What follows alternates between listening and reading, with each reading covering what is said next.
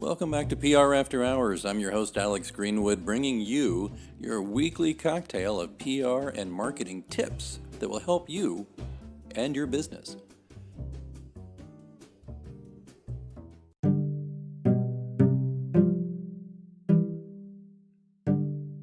Stick around, we'll get started right after these messages.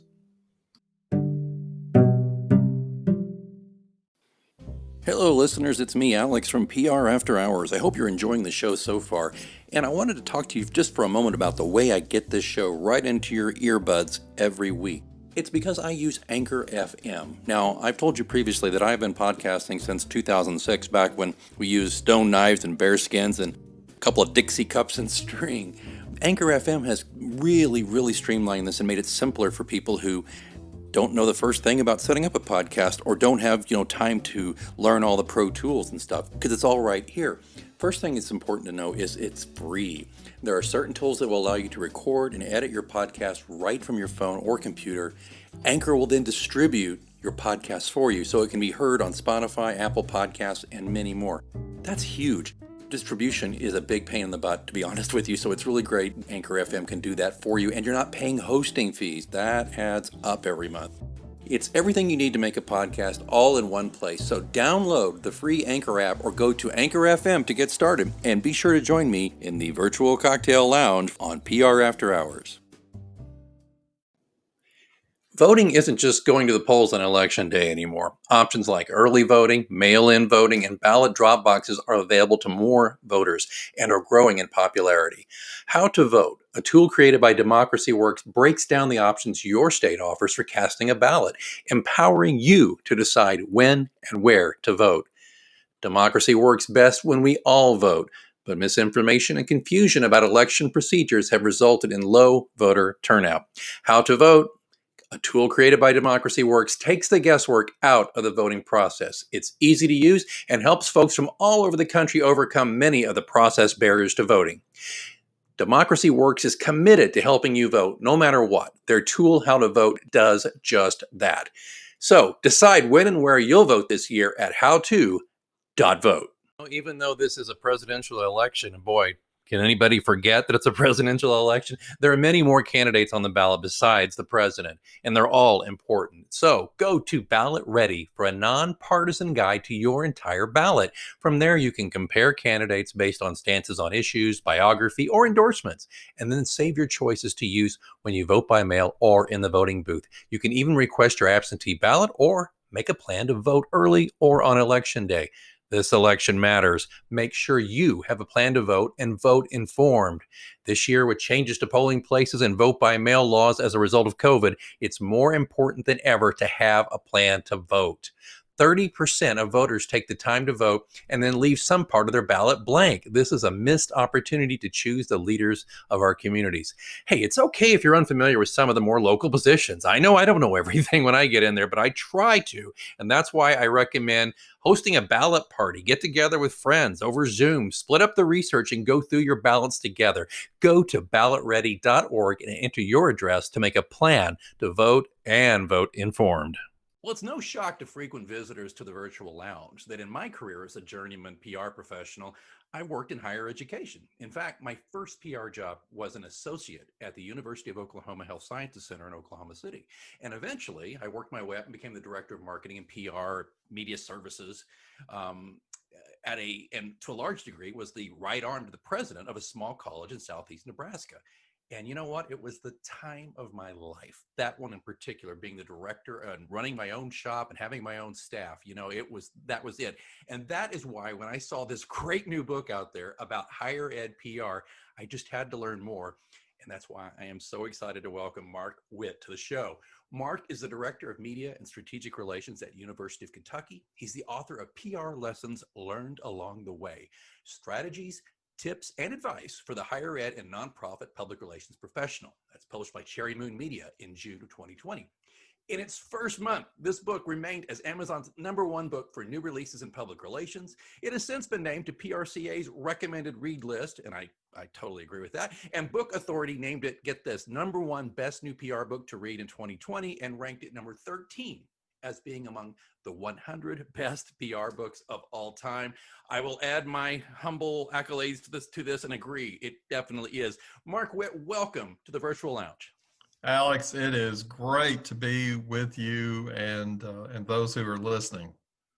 Marc, I'm effusive about this, as I said, because I worked in higher ed. As I mentioned, I started as an associate at the University of Oklahoma, a relatively comparable size school as to where you work now at University of Kentucky. And I was kind of learning there. I was very much the green PR guy, which you talk about when you start your career. But then I got to that point, that wonderful moment that you talk about so much in the book, about when you're finally handed the keys to your own shop. And it's both thrilling and terrifying. Oh, it certainly is. I remember when I landed my first big director's position, was excited, obviously, ready to go. And the very first morning after the previous day's hoopla and excitement and celebrations, all that had somewhat died down when I came in early the next morning. Nobody was in the office. I was the first one to get there, so I had to make the coffee. And as I sat down at my desk, the importance and perhaps a bit of the load of the responsibility hit me, and so part of the reason that I have written this book is for that individual who perhaps is in that same position, that they have just landed their very first big time job, whether it's at a college or university or perhaps with a nonprofit organization. I will say though, Alex, one bit of a surprise since this book has come out, a bit of I guess you would call it an emerging audience, has been with either the boutique shop owner who has absolutely no PR background. I've heard from a couple of people who said, I have no PR background experience. We've just opened this shop and this book has really helped me. So I've appreciated it, but it certainly wasn't intended for that. But PR is so much a part of everything that we do. I totally agree with you, and I think I can get right into why they feel that way. But just to reemphasize what you just said, when I remember my first day as a director, when you're an associate, you're just coming in, you're learning. Nobody expects much of you. When I get there, I'm the right arm of the president, because this is a small college too. This is not a big university situation, but the enormity of it does sink in that first day. And just like you, I arrived early, made the coffee, and then all these people start coming and going, now what? And Exactly. it's thrilling though. But this is what I want to get to, what you talk about with people who aren't even in the profession are finding this book useful. And I think the best way to get at that, and if you don't mind me putting you on the spot, is if you could just tell me a little bit about your grandfather and the service mentality that you have. I'm just, please share that with everyone if you would. Well, thank you. I really appreciate that, Alex. My granddad, my maternal grandfather, was certainly one of my life's heroes. From as early as I can remember, my granddad Spears was such a legend, not only with his family, but the community where he served.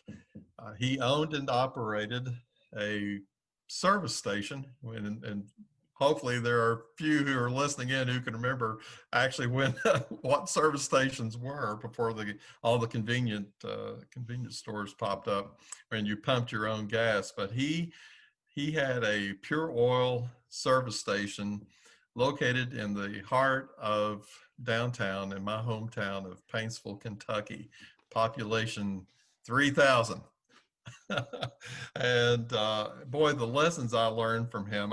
I will say I never will forget the very first day I came to work, and I worked for him during the summers when I was in high school. So the very first day that I came to work, I had a pair of cutoff shorts, sandals, and a t-shirt. And when I showed up, he looked at me and he said, "Marc, I thought you were going to start working today." And I said, well, yes, I'm here. He said, "Not dressed that way." He said, "We've got a uniform for you." And so sure enough, I put my Pure Oil service station uniform on and worked. And I just learned so much from him, Alex. And if I could just tell a real quick story of Please, a lesson that I thought was significant and continues to remain with me. Where the station was located, there was an Army recruiting office right across the street. And the recruiter at that time, a sergeant, had a beautiful 1968 apple red Corvette. Ooh. And the job that I was placed that particular summer was I was in charge of all car washes, wax. Of course, now people refer to them as detailing. But before that word became kind of the buzz for today, I was in charge of making sure that if a car was pulled in, that by the time it left, it was as shiny, if not shinier, than what was found on the floor room of a car dealer. Right. And so he brought the car in and barked out the orders of how he wanted that car to look. And so I literally worked on that car for probably about 4 hours, making sure that everything from top to bottom was perfectly clean. So I was pretty proud about it, and my granddad was pretty proud about it. And having his approval meant a whole lot. And so the sergeant came back over, and it's the only time, Alex, that I have literally seen where the white glove test came out. Whoa. And this sergeant took his put his white glove on and started running down various parts of the car and could not find anything until, guess where he goes? To the tailpipe. No to the way. tailpipe. No to the tailpipe. way. To the tailpipe. And so obviously, there was soot all over it. These weren't chrome tailpipes. These were just the standard tailpipes you would have on a car.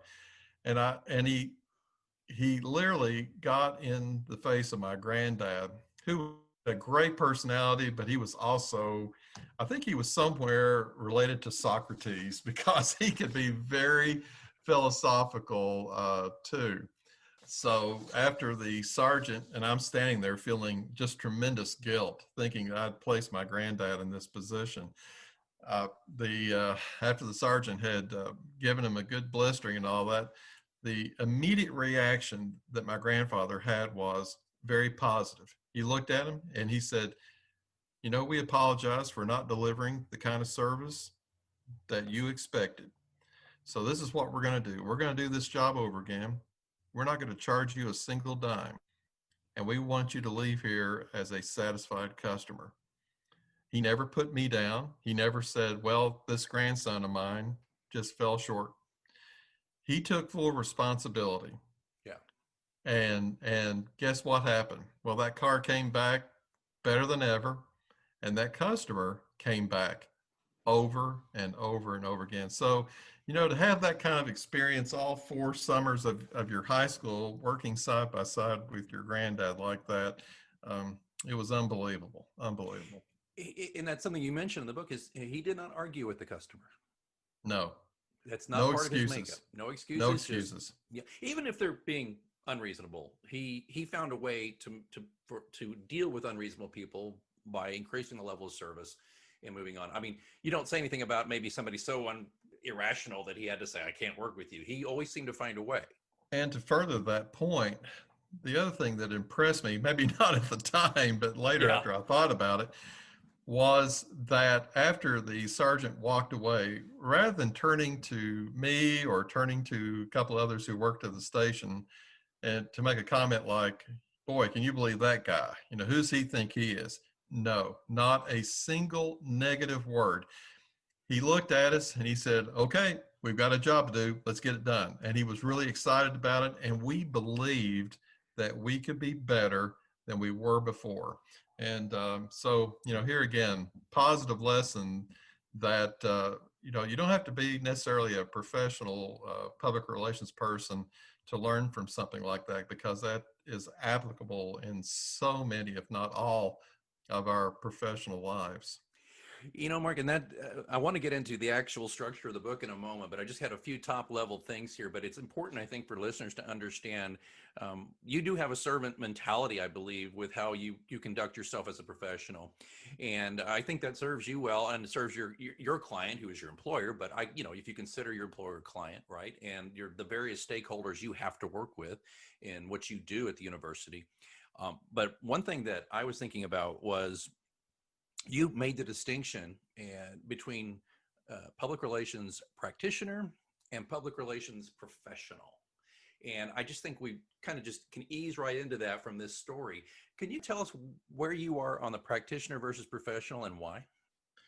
Well, I know some might be saying, well, that's just a merely matter of semantics, but I would argue that for those of us who dig really deep into this work and are about constantly improving the art and craft of our profession, that we seek to be professionals.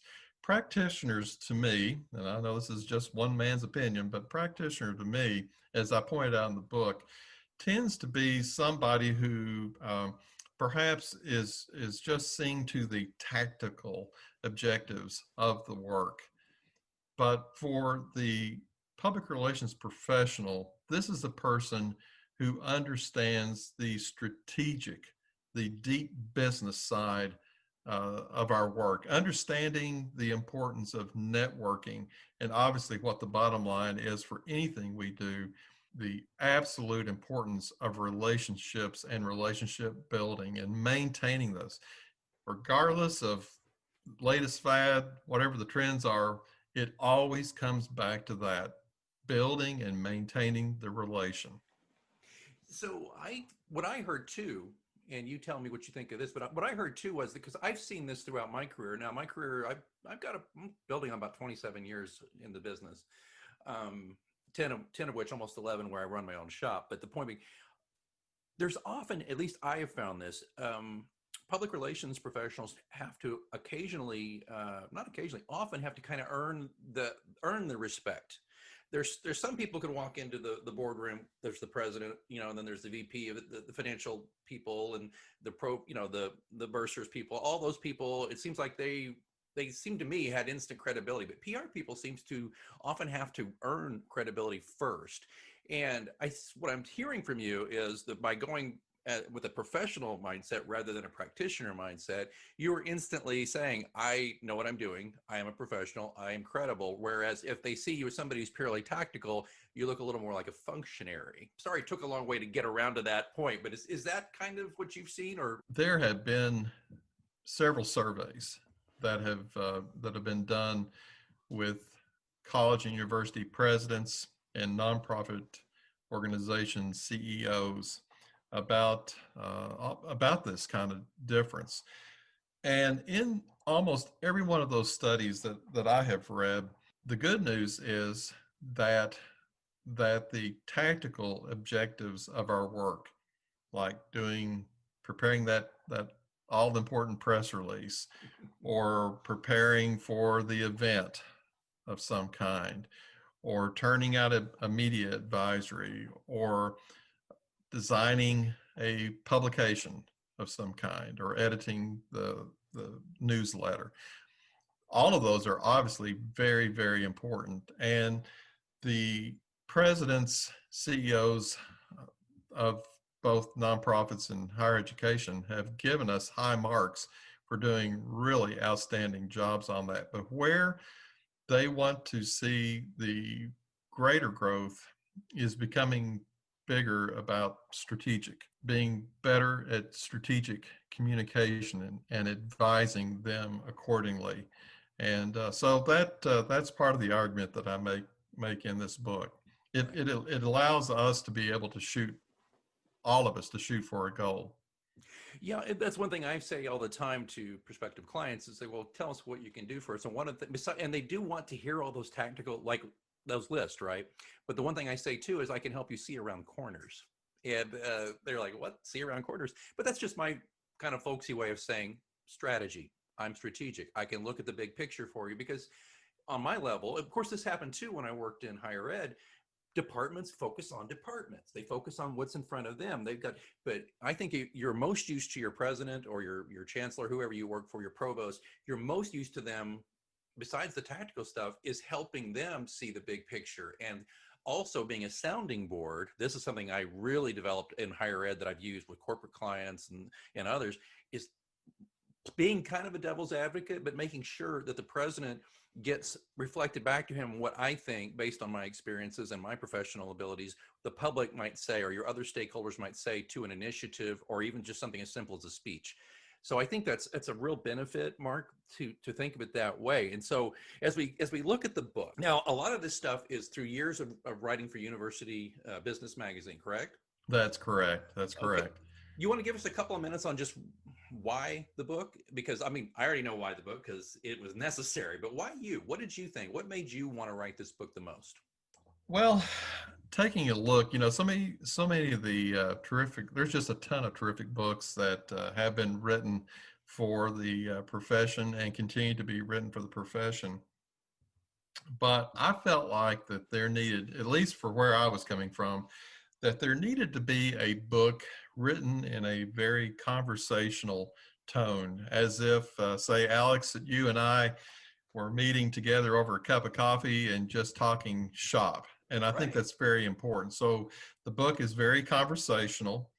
And I wanted it also to, regardless of where you might find yourself in this career, perhaps as a young professional, or maybe you're in mid-career and you're looking at some advanced opportunities there, or if you're like me, somebody who's been around since the dinosaurs were roaming the earth, that senior professionals also need to keep encouraged and to continue to push themselves to remain relevant in the work. Or perhaps you're a university or college PR student and you're excited, but you would like to have you're approaching graduation, and perhaps there's some tips, advice, counsel that somebody who's been in this work for a while, you might be willing to take a look and learn from that. So this book was written with each of those stages of life in mind. Now, this book, as you know, since you've read it, is not a memoir. This is not the life of Marc Whitt. And if that were the case, the probably the only two people that would buy it would be my wife and my mom. Now, my kids, I've got 3 kids. They probably would buy it just to make Dad happy. But this is not a memoir. This is true to life experiences that that each of us, if we haven't already gone through, we will go through, Right. and how we come out. So I seek to inspire, to encourage, and to challenge the professional wherever they are within that spectrum of the profession. Yeah, and what's great about this, listeners, is that Marc's book doesn't have to be devoured in one sitting, although frankly it's such an easy read because he is very conversational. And by the way, that's particularly why I wanted you on this show, because that's what this show is. It's just two pros talking, having a conversation, seeing where it goes. I'm one of the few shows where they always ask me a lot, not always, I get this from potential guests. Well, can you give me a list of questions? I'm like, well, I can give you a couple, but I just try to bite the apple and then keep going. I don't really have the whole thing scripted out, and that seems to work best. So that's how this book is going. But folks, what you're going to see here, besides, I mean, we're looking at well over 250 pages of stuff here, but what you're going to see here, besides various essays and articles about the crucial parts of a higher ed PR professional. I mean, we're talking everything from harnessing the power of social media to college branding, fundraising. There's so much here on fundraising. You can tell Marc has to do a lot with that. And that's just an area that I was pretty out to sea with. And we're going to get to that in a minute. When I was a PR director, oh my gosh. But what I love too is in between, he has these great quotes. Like this is one of my favorites, and I'm sure everybody will agree. Drink coffee and plenty of it. Amen. There you go. And this is Gosh, Marc, I mean, I see, I'm happy about this book, but I'm also a little sad because you've written the book I wanted to write. So it's just, you've already covered everything. But this is another favorite little quote. He's like, because this is I've given so many speeches where I've had similar stories to this one, Marc. Before a news conference, always brush and floss your teeth and make sure your zipper's zipped and buttons buttoned. Just saying. And you know, there's probably somebody listening today saying, "Are you serious?" Let me tell you something, folks. If even though that's a known, I have literally had some dear friends of mine who that has happened, and just to spare you the embarrassment, it had to be in the book. But I've had obviously there are several other nuggets that I've got in the book, like for some of mine that I think that perhaps are some important takeaways would include make yourself indispensable, or something that I think you, Alex, would agree, maintain a good sense of humor. You have to. We certainly need to have that. Another one I think is very important is it's not desk relations, it's public relations. And for those of us who now find ourselves working remotely because of the pandemic, you know, that's become a little bit more of a challenge, but thankfully, because we have programs that like Zoom that have become so big, it does allow us to put face to face. So while we maybe can't be with that person and pull away from our desk, we still need to remember that it is, as I had mentioned earlier, all about relations and building that. And then maybe two others that I'd like to maybe mention. Please. Is that to lead by example, because integrity and character always come first. And there will be times, regardless of who you are, where you are in your career, there will be times where, whether it's intentional or not intentional, your integrity and character can really be challenged. And so you always need to remember the very first rule of public relations is that integrity comes first. And then maybe the last thing that I would mention is that regardless of the title or position you hold, lead from where you are. So that, I think that's an important lesson, that you can be a leader. You may not have the what you may think in your mind is the all-important title or position, but you're important. And that's a point that I, as you know from reading the book, that I try to make throughout the pages. It's absolutely true. I fully believe that character is destiny. If you do things of low character or do things that make you untrustworthy, you're not going to make it in this business. Because if the news media decides, hey, this guy, he's trying to move things out of the way, he's not really telling me the truth, that will catch up to you eventually. And then I also believe you really can't manage people well in the long run if you don't have character and integrity. So I love that reinforcement. And I think it's important for young people in particular, practitioners, to understand that and hear that. Frankly, not putting too fine a point on it, we need leaders like yourself who can say to us, you know what, it's not corny and it's not goody-goody to be a good guy. It's just not. So, that's right. I mean, character, integrity, number one.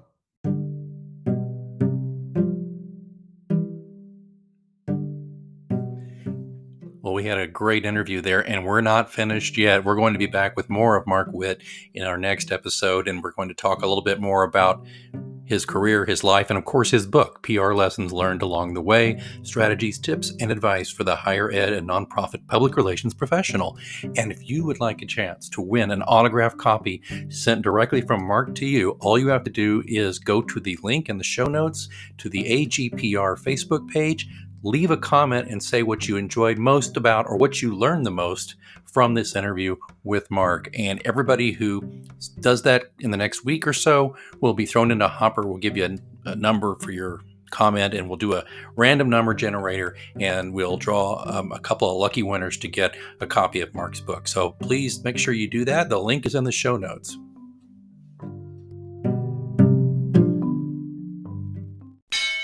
Oh, you know what that means? Looks like it's last call here at your virtual lounge for PR news, views, and interviews. Don't forget, you can ask me a question anytime. You can do it through our Twitter account, which is @HoursPR, or Even better, you can send me a message vocally. I would love to hear your voice, and I'll answer it on the show. There's a link in the show notes. All you have to do is sign up through Anchor FM. It's free, doesn't take long, and you record your message. I get the message. I will play your audio. Just give me your first name and the city you live in, and then I will answer the question to the best of my ability right here on the show. Don't forget to, if you're enjoying this podcast, you can support it and help increase the frequency and value of the show. Just consider being a sponsor for your brand or your agency or just yourself because you're like, I like this show. Or just drop a few coins in the virtual tip jar. Either way, there's links in the show notes. Please check that out. All of that, of course, being in the show notes where you're listening right now or at prafterhours.com. I see that they're turning up the lights. Last call is over, and I've got to clean up this virtual lounge. And until next time, I'm Alex Greenwood, and you've been listening to PR After Hours on Anchor FM.